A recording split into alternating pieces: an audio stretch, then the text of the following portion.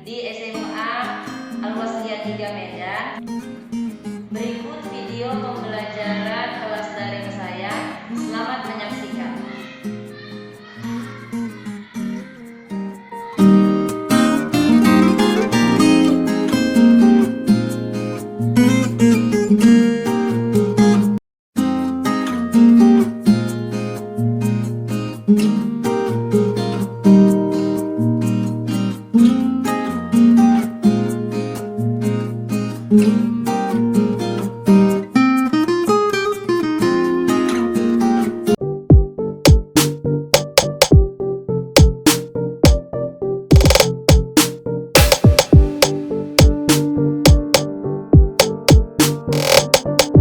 Assalamualaikum warahmatullahi wabarakatuh. Waalaikumsalam warahmatullahi wabarakatuh. Terima kasih kepada anak-anak yang sudah masuk ke kelas daring hari ini. Bagaimana keadaan kalian hari ini? Sehat semuanya? Alhamdulillah sehat, Bu. Iya, alhamdulillah sehat ya. Iya, pada masa pandemi kayak gini kita memang harus benar-benar menjaga kesehatan agar pembelajaran kita walaupun hanya di kelas daring ya kan, tapi tetap juga bisa belajar. Ketika keluar rumah harus tetap mematuhi protokol kesehatan agar kita terhindar dari yang namanya penyakit corona. Bentar ya. Bagaimana jaringan kalian di sana? Tidak buruk, tidak bermasalah? Saya begini, Bu. Oke, baik. Sebelum kita mulai pembelajaran hari ini, ada baiknya kita mulai dulu pembelajaran ini dengan berdoa. Ayo, Abang Randitri sebagai ketua kelas memimpin kelas hari ini. Sebelum kita mulai pelajaran, mari kita berdoa. Berdoa dimulai. Berdoa selesai. Oke, baik. Terima kasih ya Bang Randi sudah memimpin doa hari ini. Sebelum kita masuk ke pembelajaran, Ibu mau mengaksen dulu anak-anaknya. Bilang hadir jika diaksen ya, dipanggil namanya. Oke, Andini Lomayu. Hadir, Bu.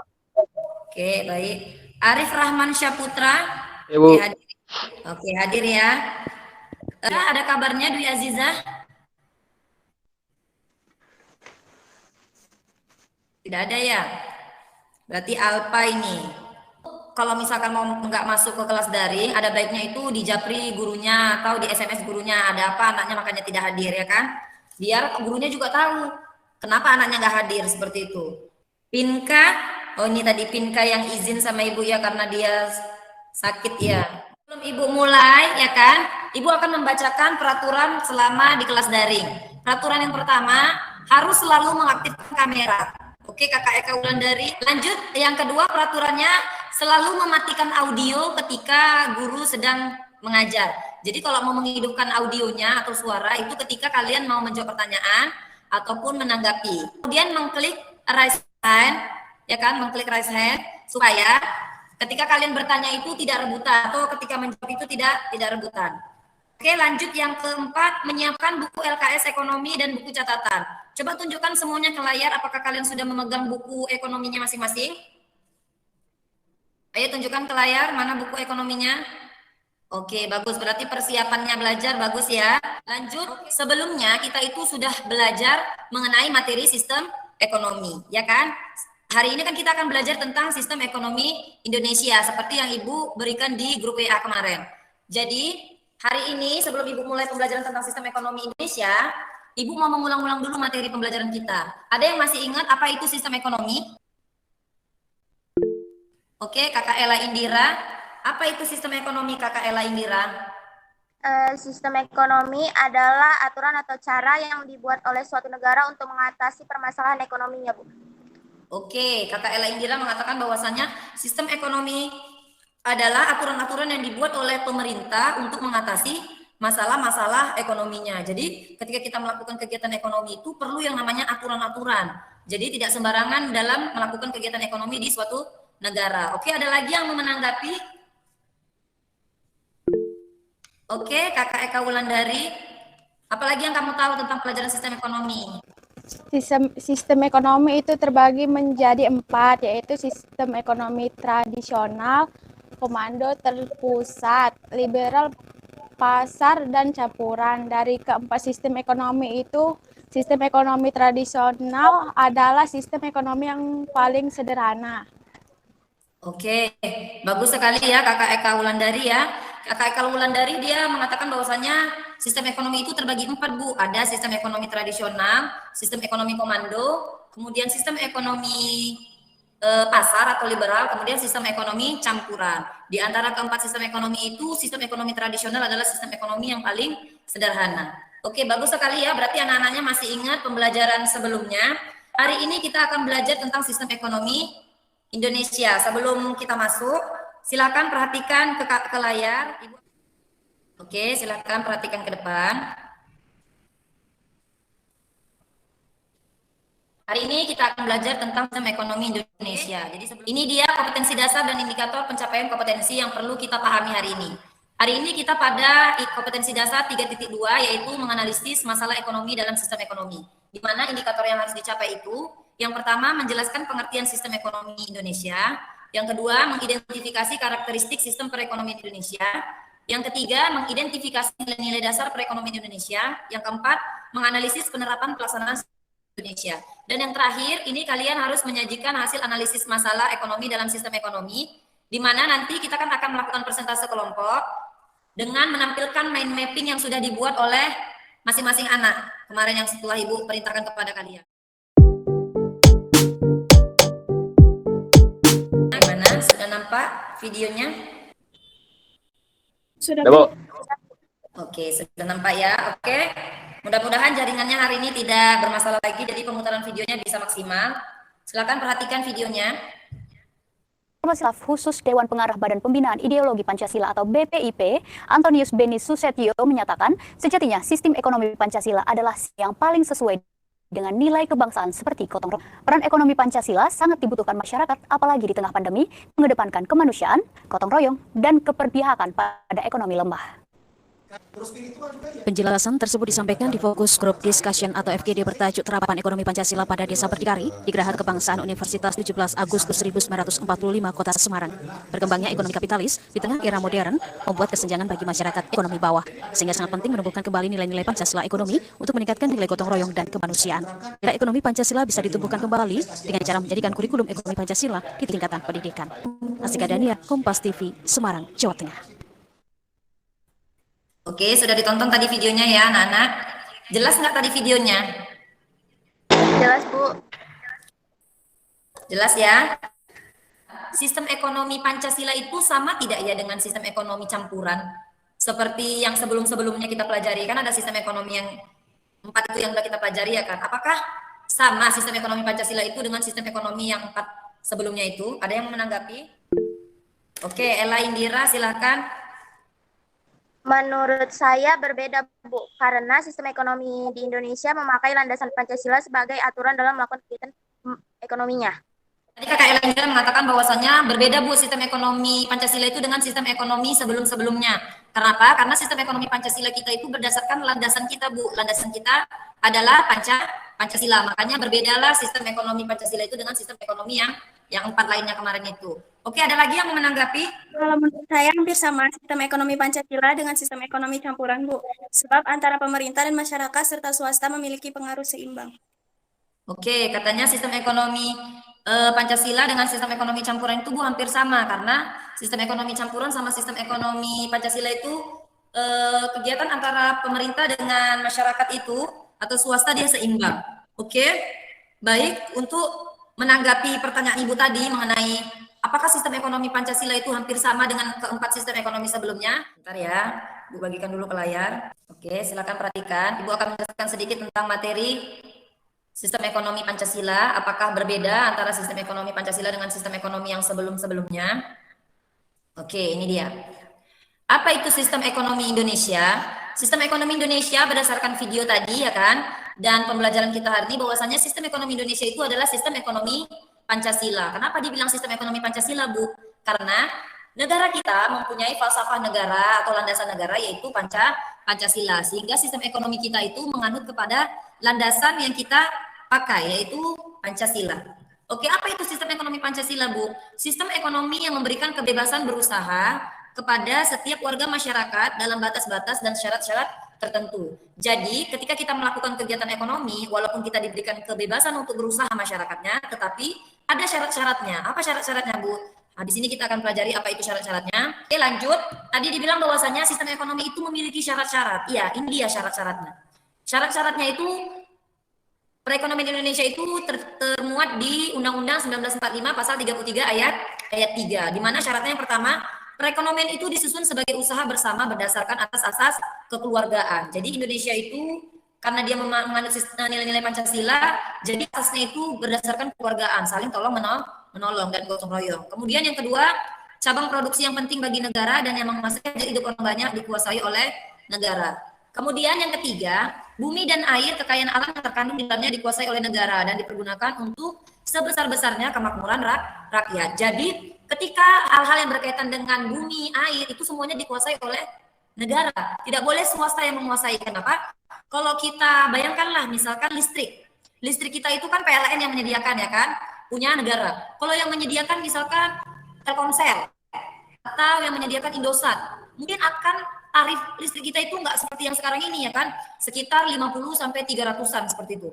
Malah mungkin mau sampai jutaan karena kan biaya listrik itu sangat besar kalau dia dikuasai oleh swasta. Swasta ini kan tujuannya untuk mencari keuntungan. Kalau negara yang mengelolanya, negara itu keuntungannya itu untuk mensejahterakan rakyatnya juga, bukan untuk kepentingan pribadi. Oke, apalagi Bu yang akan kita pelajari hari ini? Silakan ya.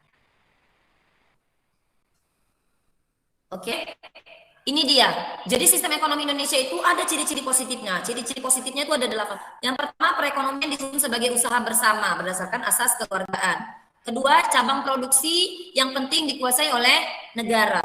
Yang ketiga, bumi dan air kekayaan alam terkandung dalamnya dikuasai. Yang keempat, kekayaan dan keuangan negara digunakan untuk permufakatan lembaga-lembaga perwakilan rakyat. Kemudian yang kelima, warga negara memiliki kebebasan dalam memilih pekerjaan yang dihendaki. Jadi kita tidak dipaksa. Kamu harus bekerja di bidang ini. Kamu harus bekerja sebagai guru. Tidak. Kita warga negaranya itu diberikan kebebasan mau bekerja di bidang apa. Jadi pemerintah itu hanya mengawasi penerapan pelaksanaan sistem ekonomi Pancasila di Indonesia. Jadi kita itu memiliki badan usaha milik negara atau BUMN seperti PLN. Ya, kemudian adanya koperasi ada di masyarakat itu adalah salah satu bentuk penerapan sistem ekonomi Pancasila. Kemudian adanya badan usaha milik swasta dan adanya serikat pekerja. Jadi pemerintah itu menyediakan atau masyarakat itu membuat serikat pekerja untuk membantu mereka mengatasi permasalahan-permasalahan mereka ketika mereka bekerja. Oke, sampai di sini untuk materinya sudah jelas ya Ibu jelaskan. Hari ini kita akan membahas 4 kasus permasalahan. Silakan perhatikan ke depan. Seperti yang sudah Ibu kirim juga di grup ya kan, bahwasanya kita akan membahas 4 permasalahan. Ya, Ibu berhenti berbagi. Ada 4 permasalahan yang akan kita bahas hari ini. Apa aja tuh Bu? Semalam itu udah Ibu bagi LKPD-nya. Oke, perhatikan sudah muncul di layar LKPD kelompoknya. Sudah Bu.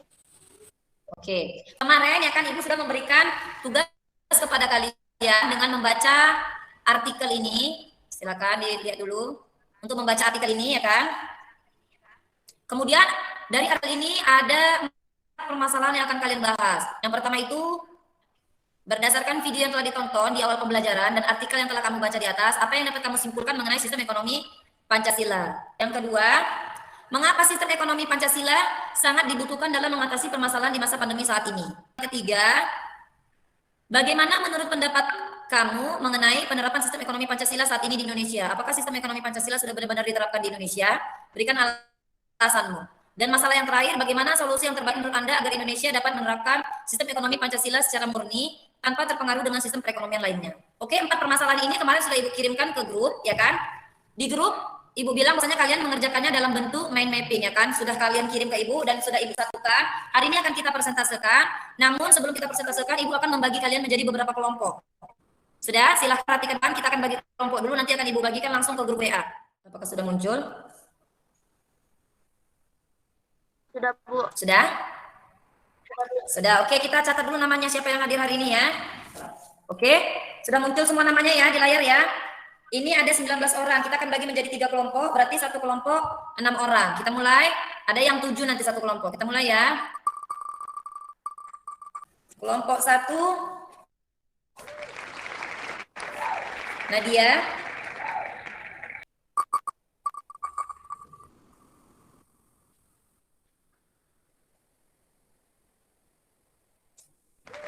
Apa? Kelompok 3, nanti kelompok 2. Namanya kedua maksud Ibu di kelompok 1. Kemudian Tiara. Oke. Sudah muncul namanya? Sri ya. Oke, kelompok berikutnya adalah Ella. Oke, kelompok berikutnya adalah Arif ya. Oke, sudah dapat ya nama-nama kelompoknya ya.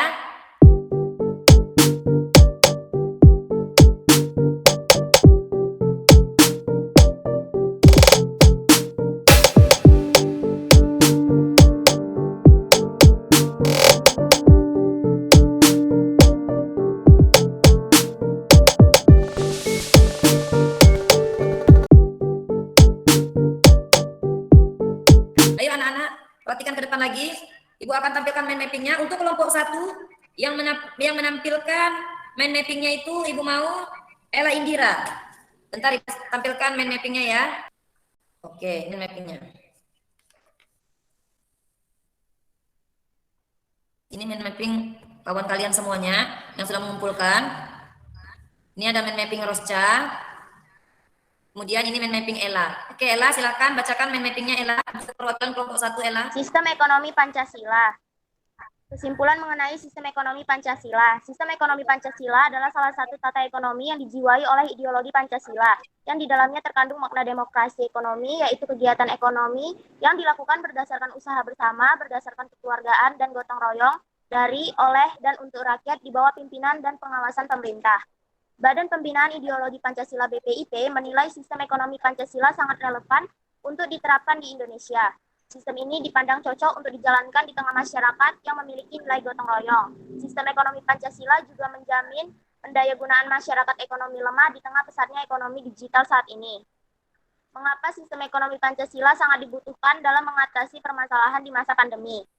Peranan ekonomi Pancasila sangat penting di tengah pandemi saat ini karena sistem ini mengedepankan kemanusiaan, gotong royong, dan berpihak pada ekonomi lemah. Pendapat saya, dengan diterapkan sistem ekonomi Pancasila di Indonesia diharapkan bisa menjadi salah satu dasar yang kuat untuk para pengusaha muda di Indonesia. Sistem ekonomi Pancasila bisa sukses dijalankan jika kondisi perekonomian dan keuangan dalam bisnis ini bisa dijalankan dengan baik. Peranan sistem ekonomi Pancasila. Koperasi. Koperasi adalah salah satu bentuk penerapan Pancasila yang mampu meningkatkan perekonomian suatu institusi. Koperasi adalah bentuk usaha kolektif yang memiliki asas kekeluargaan. Demikian hasil dari kelompok 1. Sekian. Oke, bagus sekali ya penampilan dari kelompok 1. Hasil dari Ella Indira. 3 ada Dwi, Husna, Aulia, Andini Lemayu, sama Nazwa. Oke, Ibu minta yang membacakan itu Andini. Kita cari Andini ya. Andini. Silakan Andini bacakan permasalahan kamu. Berdasarkan video yang telah ditonton di awal pembelajaran dan artikel yang telah kamu baca di atas, apa yang kamu dapat simpulkan mengenai sistem ekonomi Pancasila? Sistem ekonomi yang didasarkan pada 5 sila dalam Pancasila, istilah ekonomi Pancasila baru muncul pada tahun 1967 dalam suatu artikel Dr. Emi Salim. Ketika itu belum begitu jelas apa yang dimaksud dengan istilah itu. Oke, permasalahan yang kedua. Mengapa sistem ekonomi Pancasila sangat dibutuhkan dalam mengatasi permasalahan di masa pandemi saat ini? Karena dalam masa pandemi orang sangat membutuhkan sistem ekonomi Pancasila untuk melancarkan para pebisnis menjalankan tugas yang benar. Oke, permasalahan ketiga. Bagaimana menurut pendapat kamu mengenai penerapan sistem ekonomi Pancasila saat ini di Indonesia? Apakah sistem ekonomi Pancasila sudah benar-benar diterapkan di Indonesia? Berikan alasanmu. Secara kebijakan Indonesia belum menerapkan ekonomi Pancasila, sebab saat ini di Indonesia masih terjadi dua ekonomi seperti yang diungkapkan ekonomi Belanda Julius Herman Boyke. Oke, permasalahan keempat. Bagaimana solusi yang terbaik menurut Anda agar Indonesia dapat menerapkan sistem ekonomi Pancasila secara murni tanpa terpengaruh dengan sistem perekonomian lainnya? Sistem ekonomi Pancasila akan memberikan ruang kebebasan pada seluruh warga negaranya agar bisa berusaha atau membangun usaha perekonomian dengan adanya batas dan berbagai syarat yang sebelumnya sudah ditentukan. Oke, terima kasih Kakak Andini yang sudah membacakan mind mapping dari perwakilan kelompok 3. Oke, setelah tadi menampilkan beberapa mind mapping dari perwakilan kelompok-kelompok, oke, Ibu mau ada yang mengambil kesimpulan mengenai mind mapping yang sudah ditampilkan. Oke, silahkan perwakilan kelompoknya, kan Kakak Ella Indira perwakilan kelompok 1, menyimpulkan apa kira-kira dari hasil mind mapping kita tadi. Berdasarkan hasil analisis dari teman-teman, saya Kameranya perwakilan dari kelompok 1 menyimpulkan. Kameranya aktifkan dulu Kakak Ella. Iya, Bu. Kami dari kelompok 1 menyimpulkan bahwa sistem ekonomi Pancasila adalah sistem ekonomi yang digunakan oleh Indonesia sebagai acuan untuk melakukan kegiatan ekonomi. Peran pemerintah, masyarakat, dan swasta sangatlah dibutuhkan dalam kegiatan ekonomi. Selama masa pandemi ini, sistem ekonomi Pancasila sudah mulai terlihat diterapkan sebab pemerintah pro memberikan bantuan kepada masyarakat yang terdampak pandemi seperti bantuan UMKM, bansos, dan lain-lain. Oke, dari kelompok 1 tadi sudah menyimpulkan bahwasanya sistem ekonomi Indonesia itu, Bu, permasalahan kita bahas tadi bahwasanya sistem ekonomi Indonesia adalah sistem ekonomi Pancasila di mana Indonesia menggunakan acuan untuk melakukan kegiatan ekonominya. Kemudian peran pemerintah dan masyarakat serta swasta itu sangatlah dibutuhkan dalam kegiatan ekonomi karena mereka itu harus saling bersinergi selama masa pandemi ini. Kan hasil analisis dari teman-teman, saya perwakilan dari kelompok 3 menyimpulkan bahwa sistem ekonomi Pancasila adalah sistem ekonomi yang dipakai oleh negara Indonesia, masyarakat dan swasta boleh melakukan kegiatan ekonomi. Namun pemerintah yang menjalankan kegiatan ekonomi berkaitan dengan hajat hidup orang banyak seperti listrik, air, minyak bumi, dan lain-lain. Selama masa pandemi ini, menurut saya, pemerintah belum maksimal menjalankan sistem ekonomi Pancasila, sebab penerapan subsidi silang listrik membuat sebagian masyarakat malah terbebani. Sebab sebagian masyarakat diberi listrik secara gratis, namun masyarakat yang lain listrik yang di atas 900 watt diberikan kenaikan. Kelompok 3 dia katanya kurang setuju bahwasanya sistem ekonomi Indonesia itu sudah diterapkan secara maksimal di Indonesia karena melihat di zaman pandemi ini malah nilai keadilan itu tidak terlihat. Jadi memang kejadian-kejadian di masyarakat itu selama masa pandemi ketika dia bayar listrik, ya kan, yang listriknya 900 watt itu dia membayar listrik hampir 400-an atau 300 ribuan. Sedangkan orang yang pakai listrik di bawah 450 watt, dia malah cuman membayar setengahnya atau bahkan gratis, banyak yang gratis. Jadi makanya pemerintah itu di masa pandemi ini kurang adil. Dan misalkan UMKM, ya kan, dalam sistem ekonomi Pancasila sebenarnya kan masyarakat itu yang fakir miskin perlu mendapatkan bantuan seperti itu. Tapi ini yang mendapatkan bantuan UMKM, bantuan bansos itu malah kadang tidak tepat sasaran, ya kan? Jadi makanya bagaimana cara Indonesia menerapkan sistem ekonomi Pancasila itu supaya sistem ekonomi Pancasila itu tidak bercampur baur dengan sistem ekonomi yang lain, yaitu dengan cara Indonesia harus senantiasa menerapkan sistem ekonomi Pancasila itu di kehidupan anak-anak di sekolah. Jadi diajarkanlah anak-anak itu dari sekolah belajar tentang sistem ekonomi Pancasila. Oke, untuk hari ini kita penampilan dari mind mapping kelompoknya itu sudah selesai. Oke, anak-anak kameranya diaktifkan ya. Kecuali tadi kan kita udah membahas di kelas awal bahwasanya kamera tetap aktif, yang diperbolehkan itu saat mau izin keluar. Di grup WA untuk menyelesaikan LKPD yang Ibu berikan tadi, nanti kalian akan mengetikkan secara online jawaban dari 4 permasalahan dengan cara mendiskusikan bersama kelompok kalian. Oke?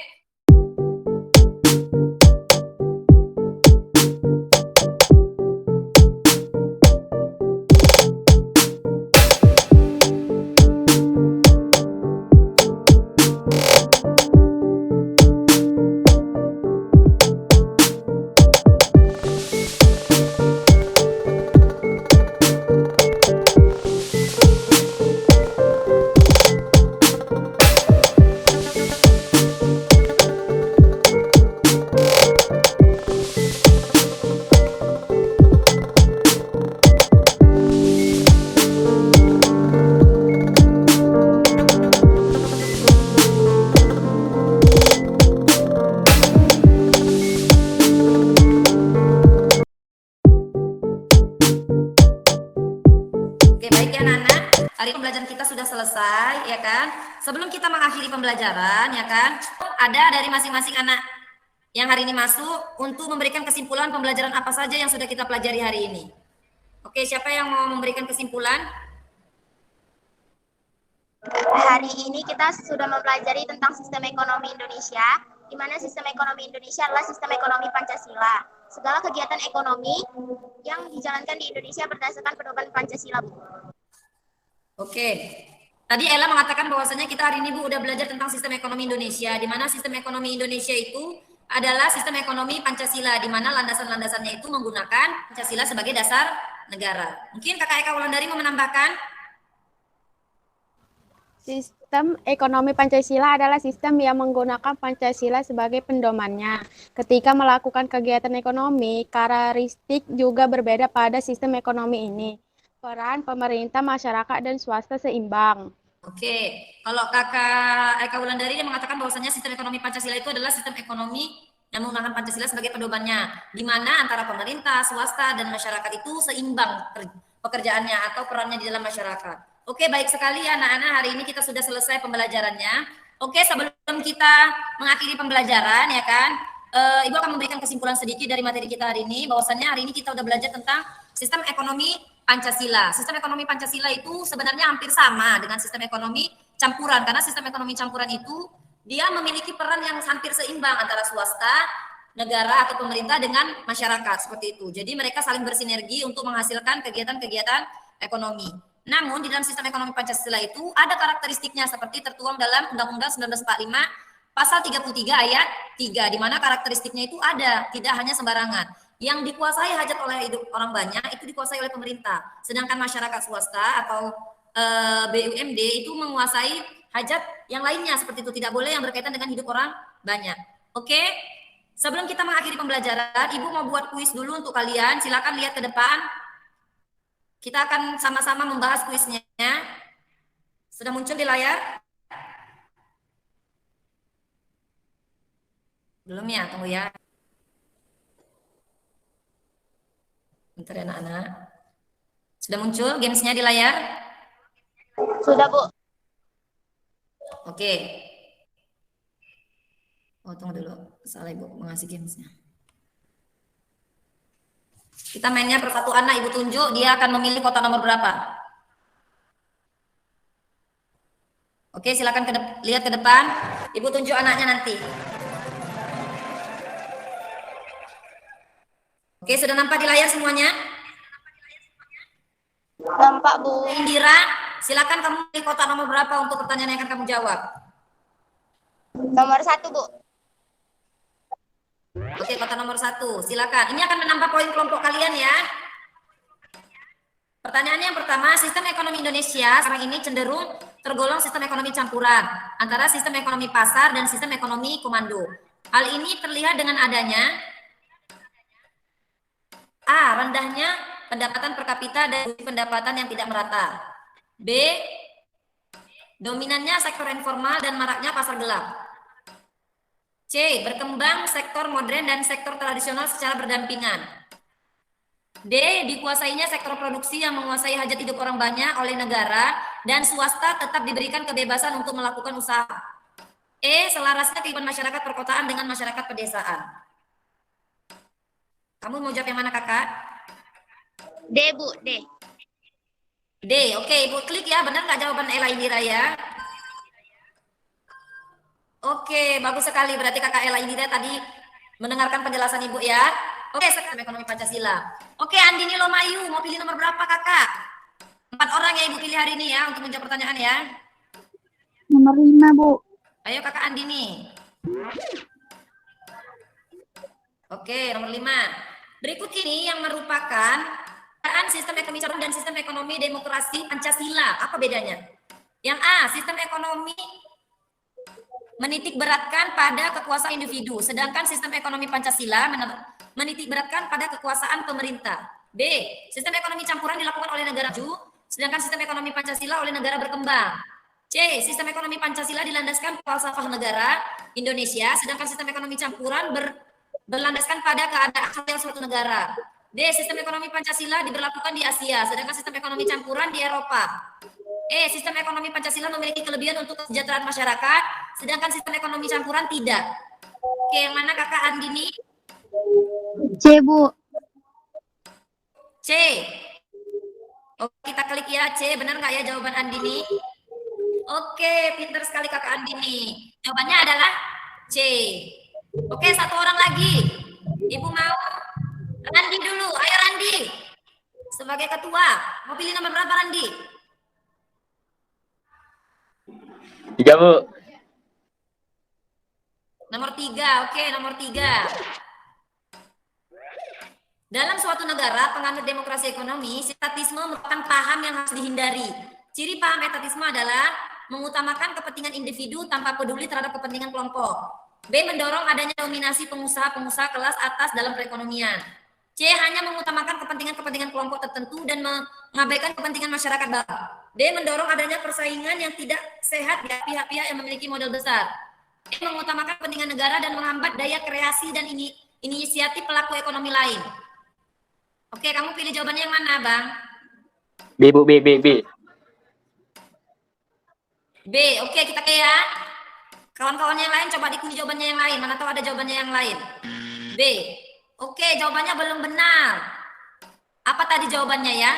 Sistem etatisme itu adalah sistem di mana menghambat kreativitas masyarakatnya. Jadi masyarakatnya itu dihambat untuk melakukan kegiatan ekonomi. Kreativitasnya dimatikan oleh pemerintah. Oke, mungkin hari ini itu saja untuk materi kita. Kalian sudah dites materi hari ini. Ternyata ada beberapa anak yang sudah paham dan ada beberapa anak yang belum paham. Oke?